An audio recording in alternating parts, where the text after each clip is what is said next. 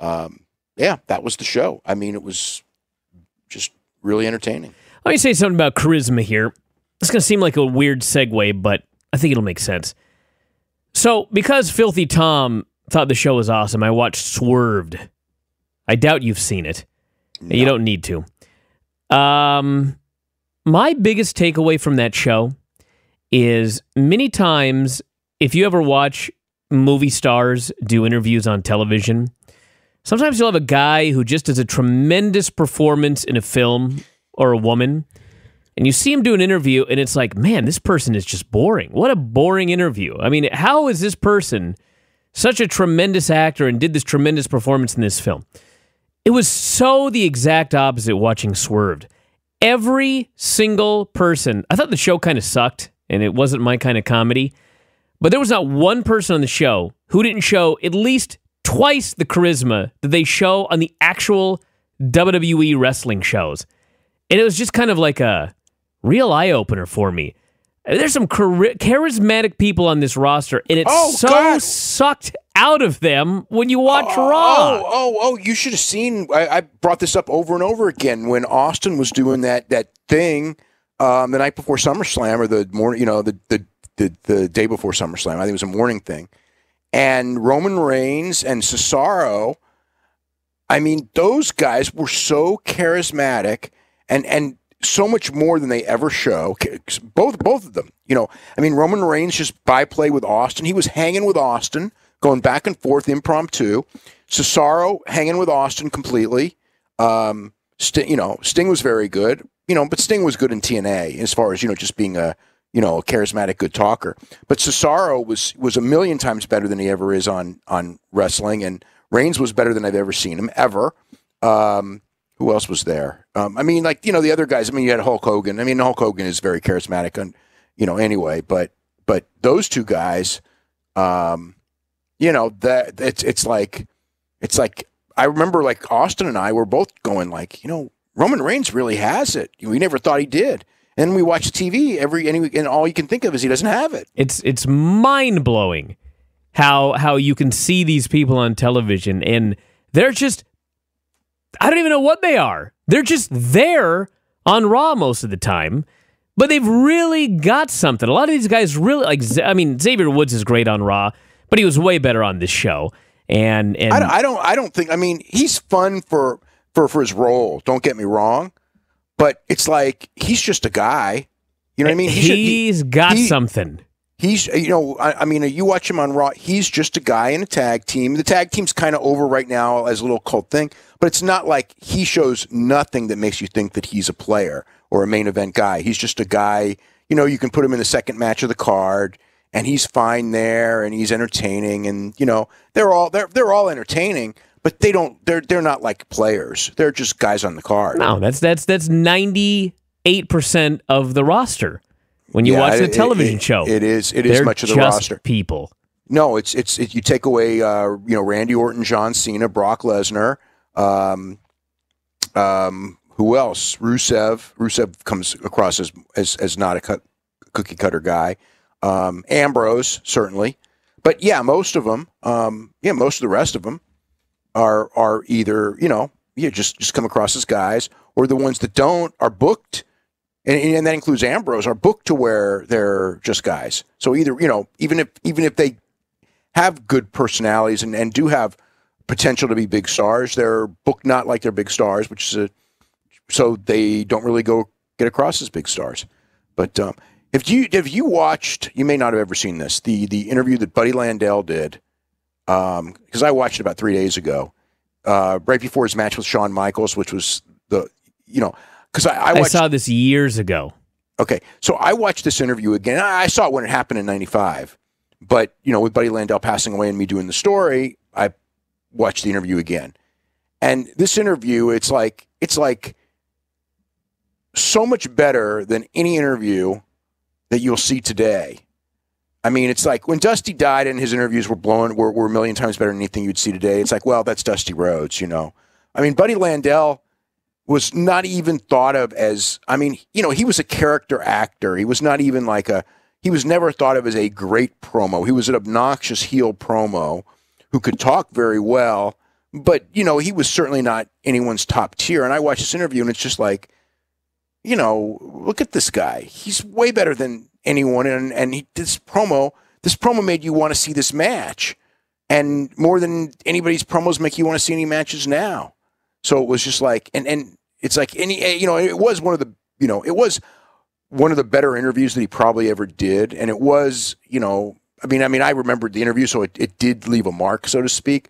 But still, it's like it's Buddy Landel, and he's out talking. Kevin Owens, who's supposed to be a great talker, and is. That Buddy Landel interview was better than it was a lot better than a Kevin Owens interview, and Kevin Owens does one of the best interviews in the promotion right now. It's like the level of interviews have devolved so greatly. It's not even funny. The subject of charisma, did you watch Tough Enough? I did not watch Tough Enough. No, I was going to watch it, but I've run out of time with so many things going on today. Well, I wasn't blown away by it. They I did see. I didn't see. When they did the special last Tuesday, I saw much of it. I didn't see all of it, so I'm kind of familiar with probably the people who made it to a small degree, not as much as I should be. But I'm trying to think if there was anyone on that first show that I saw. The alligator wrestler, ZZ. The alligator wrestler guy I thought was really good. Yeah. He's the most likable, charismatic guy. Do you think he's going to win? I don't know if he's going to win, but he was in the bottom 3 this week because he was fat. And they did their stupid oh my God. Well, run the football field with the parachute on your back, and then you've got to climb up to the top of this arena. Of course, he's the last guy to make it up. Okay, but here's the thing. Okay, this is one of the things about Tough Enough and even NXT when they're doing all these drills and everything like that. It's like, of course you want guys in shape, but if you put everyone in the WWE roster through that stuff, there are some guys on the roster who would absolutely suck at some of these drills, and these are guys. A lot of them. Yeah.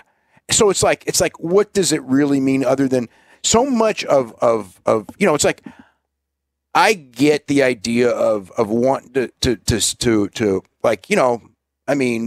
go do 500 Hindu squats, just to see if you're mentally tough and all that. See, I don't even agree with that. If you want to see if they're mentally tough, have them get in the ring and do some matches, because you're going to find out quick.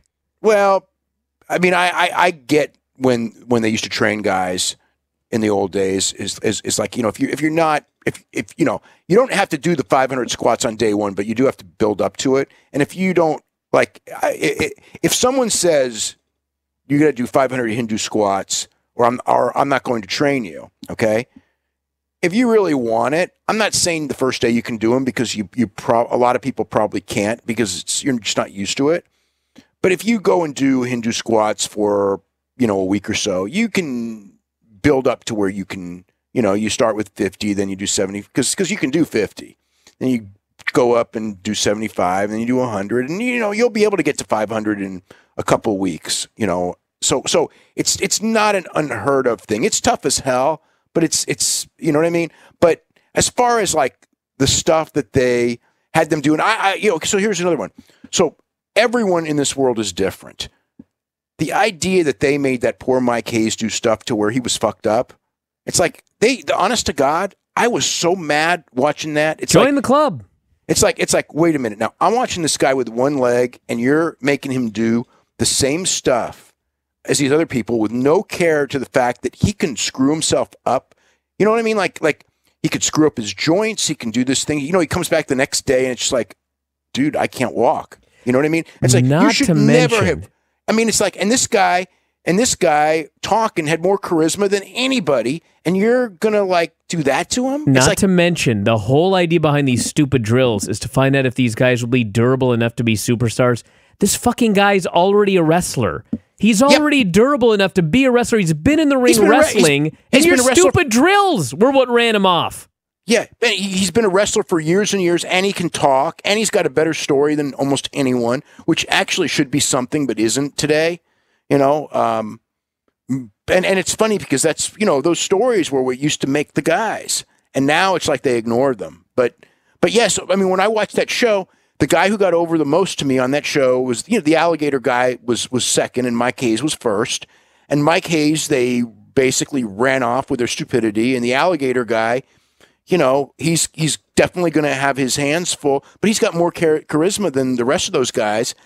And, I don't know how much, again, I didn't see the show this week, so I don't know how much other people showed. And I didn't want to it was, it's in some ways it's unfair to say, all those guys were, the rest of them didn't really show much, but the guy who did, the guys who did stand out were those two guys, and the women, it's like, again, it's a completely different standard for them. I mean, they're all being judged on, how they did in bikini contests, and one girl on the show this week pretty much flat out said, I want to go home. She was crying.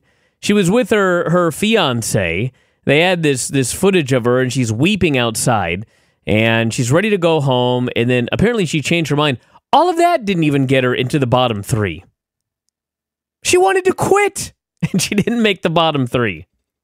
Yeah, but you know what? Some of the bottom 3 stuff is a work, too. Well, I'm sure it is. But and to be fair, the person who did get eliminated this week, Hank, did appear to be the most boring guy on the entire show. Yeah, Hank was the college football player from Mercer College. He had no hope. Yeah. Well, then he showed nothing. Okay, well, that's cool. Because